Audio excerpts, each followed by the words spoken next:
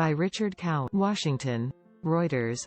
A deal between the top Democrat and Republican in the U.S. Senate to help raise the federal government's $28.9 trillion debt limit will be tested on Thursday when the full chamber votes on whether to approve. The House of Representatives on Tuesday approved an unusual bill, agreed to by Senate Majority Leader Chuck Schumer and Minority Leader Mitch McConnell, to sidestep the Senate's filibuster rule and ultimately raise federal borrowing authority by a simple majority. That deal comes just 2 months after Congress agreed on a short-term lift to the debt ceiling, to avert an unprecedented default by the federal government on its obligations, which would have catastrophic implications for the world economy. Republicans have been trying to withhold their votes for more borrowing authority, contending the increase would smooth the way for passage of President Joe Biden's $1.75 trillion Build Back Better domestic investment bill, which they oppose. Democrats note that the legislation is needed to finance debt largely incurred during Donald Trump's administration,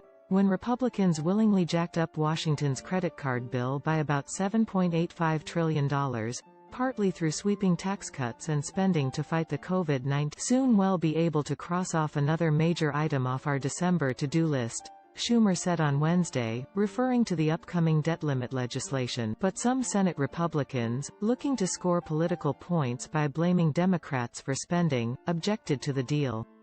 Republicans contend that irresponsible, socialist spending pushed by Biden is fueling the need for the debt limit increase. Treasury Secretary Janet Yellen has urged Congress to act by December 15, and the Bipartisan Policy Center think tank warned last week that the government could risk default by late this month if Congress does not act. Democrats noted that they had voted in the past to authorize debt ceiling hikes to cover Republican measures, such as the Trump tax cuts. First step. If the Senate passes the measure allowing a simple majority vote to raise the borrowing limit, both chambers will have to vote on another piece of legislation to actually lift the debt limit. The draft bill still must plug in a dollar amount for the new statutory debt limit, which likely is being calibrated to give the government enough borrowing authority to extend beyond next November's congressional election. If Thursday's vote fails, lawmakers will have to scramble to find a backup plan. Every single Senate Democrat will have to put their name to the gigantic dollar amount of debt they're prepared to pile on the American people, McConnell said in a speech on. Democrats insist their domestic spending initiatives would be paid for largely by tax increases on the wealthy and would expand health care for the elderly, help poor children and address urgent climate change programs. If the Senate on Thursday passes the first step in the process with at least 10 Republicans joining the 50 Democrats and independents, it then goes to Biden for signing into law.